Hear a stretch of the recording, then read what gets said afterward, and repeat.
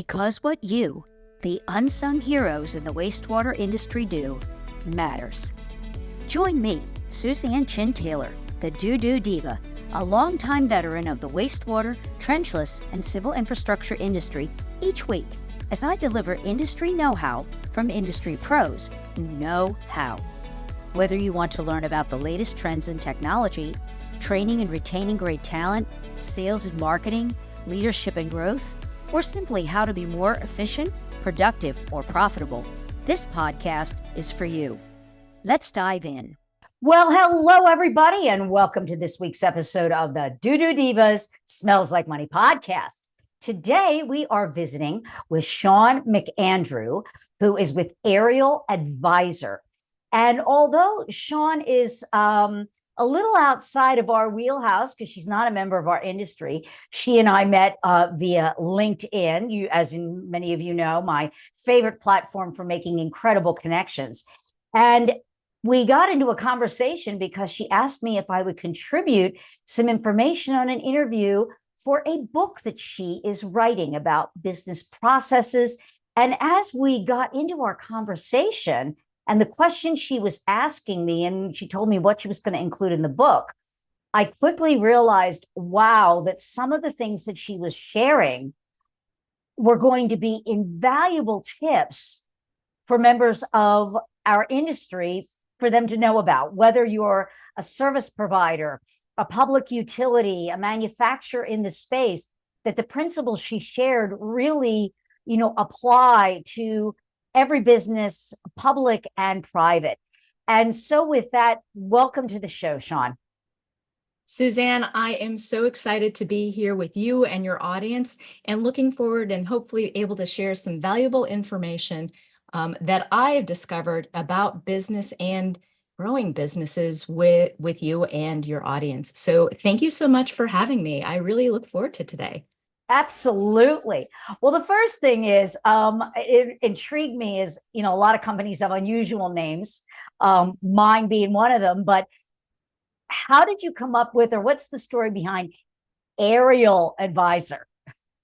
Ariel Advisor,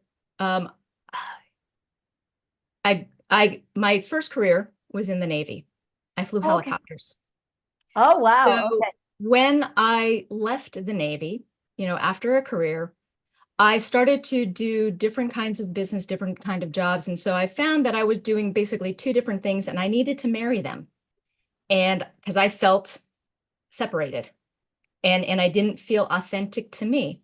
So I worked with a company for help and be like, okay, how do I bring me together and how do I represent who I am when you just hear Ariel Advisor?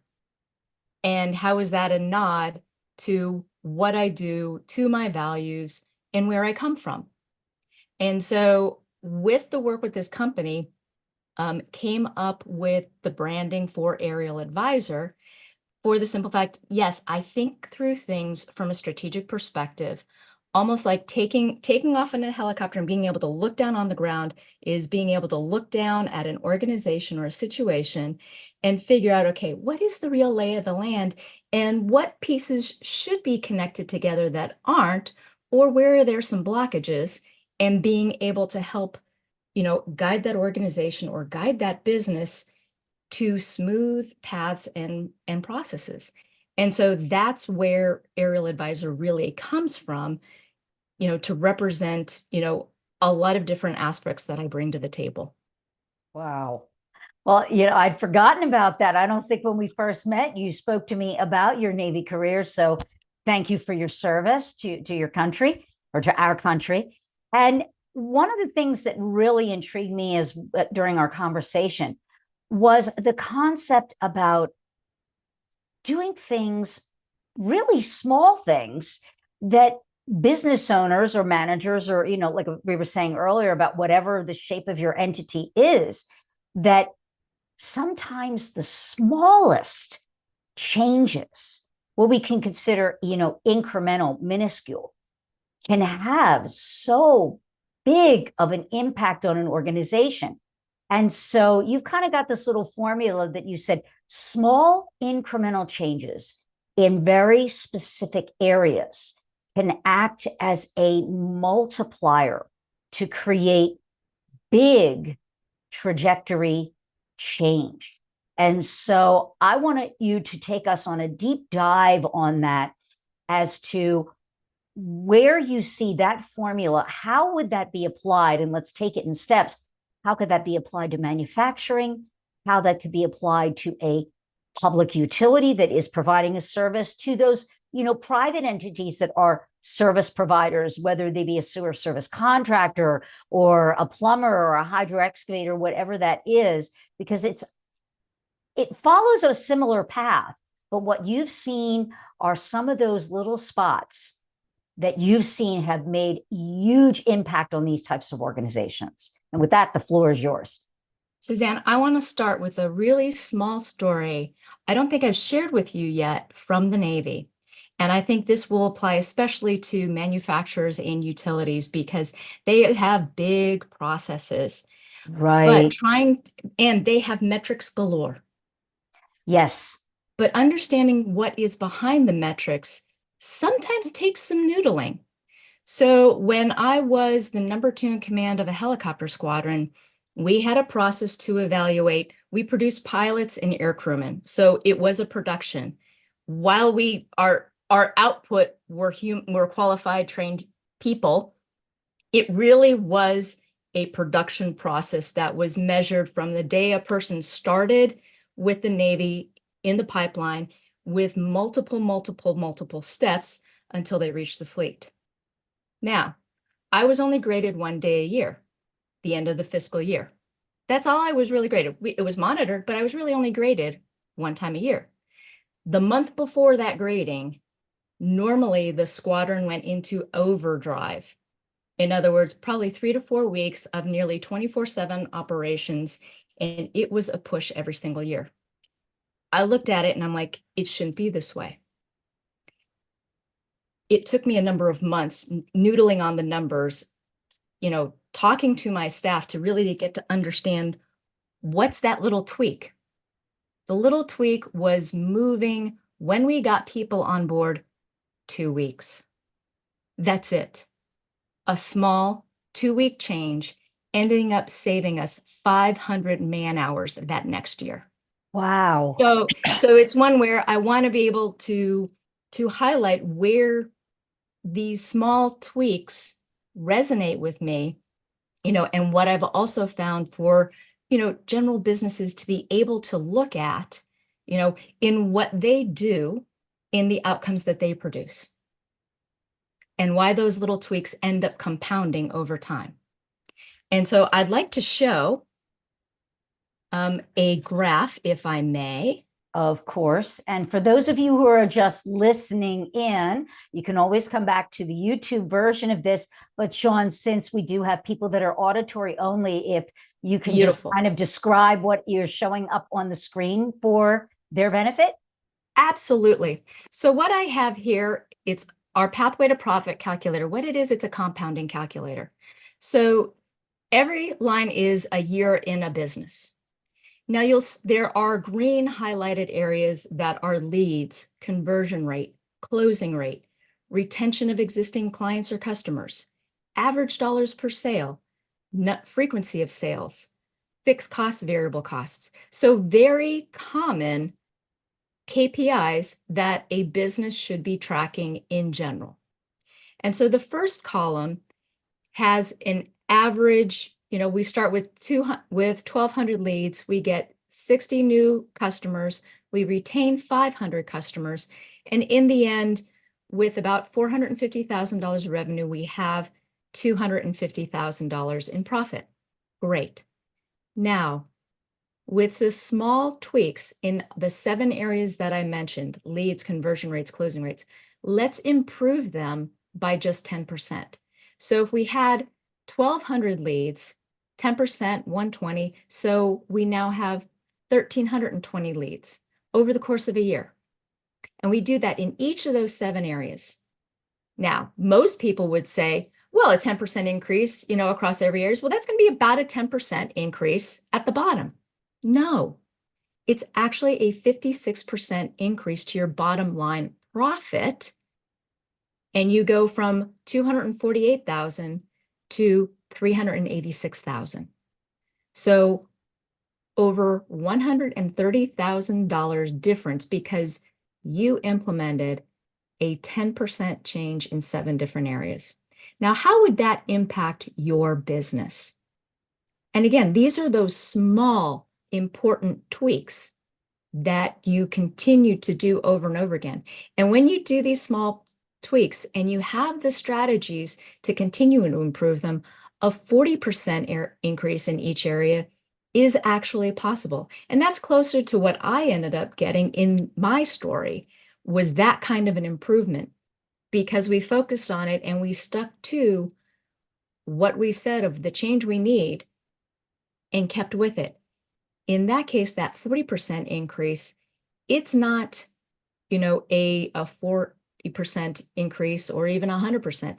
It's actually almost a 3x increase, with the bottom line profits approaching $1 million from that original 250, which is massive for most businesses to be able to change their output, and basically their entire business growing wise with specific, discrete, incremental improvements over time.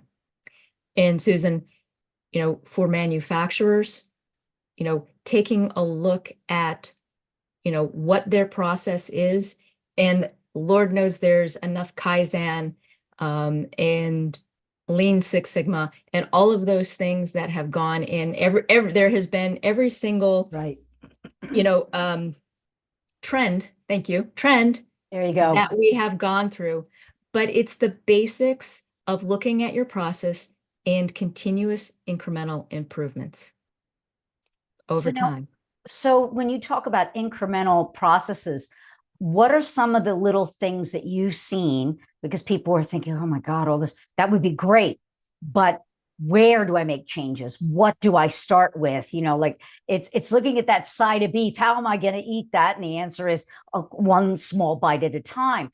So in your experience with the type of, people that are in our audience, what areas have you seen where small incremental changes can really make a big difference? One of them was you saying about the pitfall of service companies is often in the messaging, that they focus too much on the features instead of the outcomes for the customers. And I kind of want you to explain what you meant by that in a little more. I know because I'm a marketing person, but not everybody listening is a marketing person. So explain to me what you meant by that. What I've learned over time, and I have fallen prey to this myself. So this is a pot calling the kettle black. Oh, I have to. I have to. And so what we tend to do is we tend to look at our own capabilities, our own services, our own products, and we tell people about what we do. That's lovely. Yeah. That's wonderful. But we live in a what's in it for me society. It's true. It is. So you will hear it called customer-centric, a customer-centric focus. I will say, okay, what is the problem you solve for your ideal client? And what is funny is I have asked many, many business owners of most across many industries. Most people, especially professional service providers, give me a paragraph when I ask that question. So for you listeners, I want you to sit there and think for a moment and go, what problem do I solve for my best customer? If you cannot answer that in one sentence, I want you to think a little bit more. That alone, and that slight change of, okay, what is the problem to solve? And then the harder question is what is my solution? Why mine is the best for them? Because they want that solution that you have, but they have to hear it in their words, not in your features. So what is the outcome you are going to provide for them, not what features are really cool that you've built, which are really cool, by the way. They really are. However, they'll applaud the features after they get the outcome. Right. Yeah. Isn't that the truth? Because, you're preaching to the choir here, because I always talk to people, they're tuned into one radio station, and that's WIIFM. What's in it for me? And it's the truth. If you think about when you're being sold, okay, and you're across the table from someone, whether you're buying window replacements for your house, or a box of bananas, or a car, or landscaping service, the only thing that's going through your mind when they're talking to you is, how is this going to make my life better? Or if I'm buying, how is it going to make me productive? How is it going to benefit for wastewater utility? How's it going to benefit my ratepayers? How's it going to make life easier for me and my employees? They really don't care. And so that is a segue into, you were mentioning about features. Another half of that you mentioned was using that same formula as, if you're in an organization like a public utility, yeah, you're selling utility services, but typically you've got the monopoly on that. And so people have to buy from you because you are the water supplier. But this kind of thing really can improve an organization.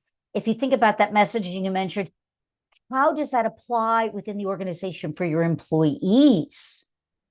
Because we in this industry, and we're trying to correct it, but we are suffering from a massive shortage of labor and young people, new people wanting to come into this industry because of preconceived notions of wastewater, ew, yucky smell. And it's a fantastic career. There are so many different facets and areas that you can go into.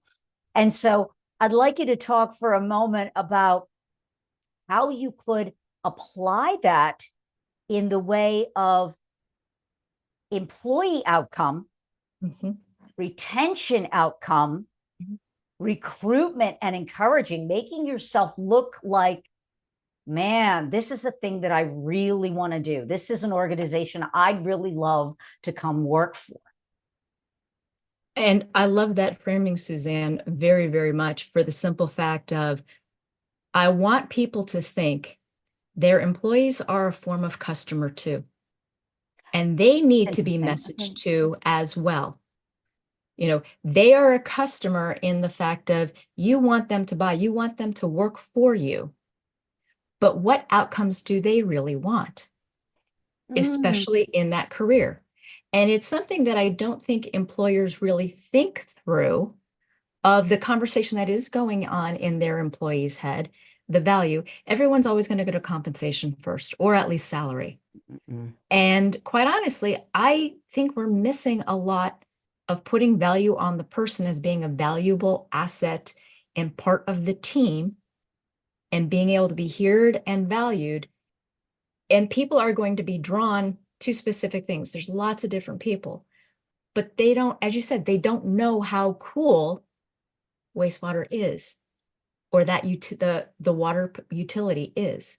They don't know the cool jobs, because utilities don't position themselves. They don't talk about themselves that they are cool to that segment who they are really looking for. And so the problem that a lot of employees have is, where am I going to be valued in this that's going to give me an outcome?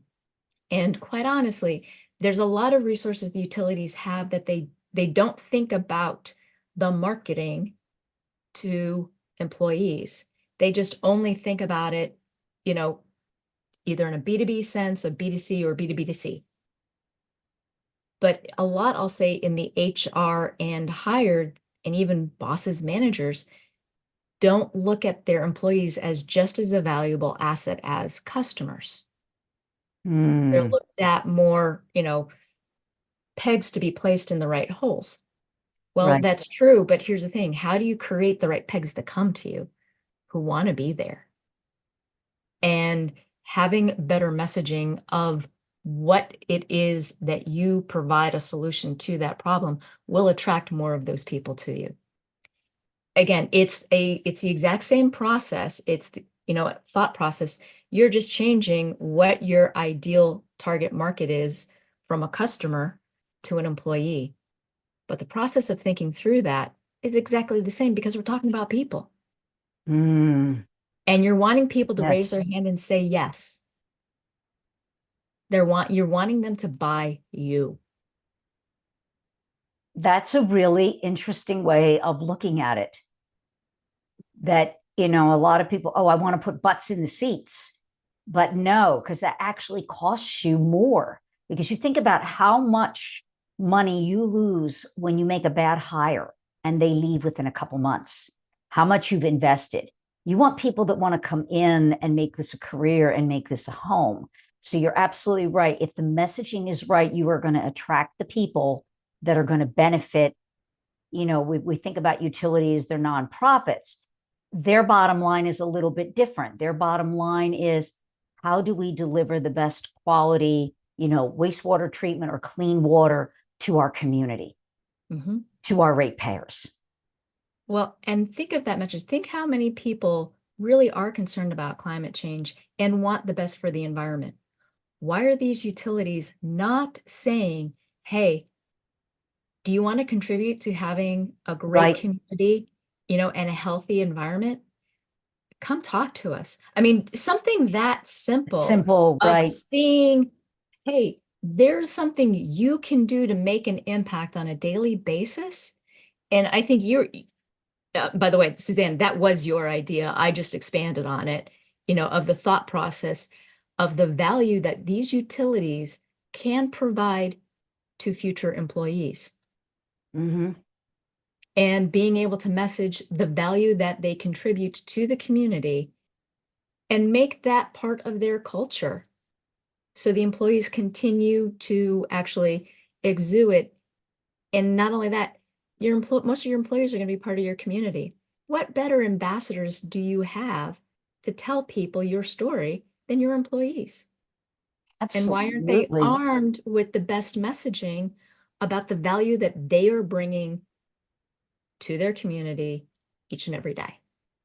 Oh, I love that. Love that. Well, Shaun, this subject, you and I could probably be on here for hours. So in essence of time, we're going to leave it there, but this has all been great. And so actually, for those of you who want to do a deeper dive with this and learn a little bit more, Shaun has a website, which is thinkforwardchooseexcellence.com, exactly as it sounds. You can also connect with her on LinkedIn. She has got many solutions and programs available. One of those, I'm going to let you talk about it because I think, many listeners might be interested in this. Is this your 90-day program? So tell us a little bit about that before we sign off. No, thank you, Suzanne. Quickly, it is a 90-day intensive on messaging. And so whether that is messaging for customers or employees, in 90 days, we walk you through a process step by step that you develop, all of the information that you need and give you the time to think through the options and evolve the thought process and the message, a couple of times over. Nobody is going to get melts in your mouth, not in your hands the first time out, unless you're extraordinarily lucky. Sorry, folks. But there is a process. And then once you learn that process, then you can use it either for customers or employees, but you can use it again and again and again. There are workbooks and videos that come with it. So you don't have to worry about learning the skills or coming with skills. It's all given to you there and you learn it as we go. All right. And thank you so much again for coming on the show and sharing this wisdom. And also, Shaun has a book coming out called Getting Your Business Ready for Takeoff that is going to be coming out sometime in 2025. So be on the lookout for that. And, the information will be in the show notes below. And thank you, everybody, for tuning in. And until next time, keep it flowing. Be sure to subscribe to the show so you'll never miss an episode. If you're an industry expert and would like to be considered as a guest on the show, click the Be a Podcast guest link below in the show notes for more information. Thanks again for joining me, the DooDoo Diva, on this week's episode of the Smells Like Money podcast.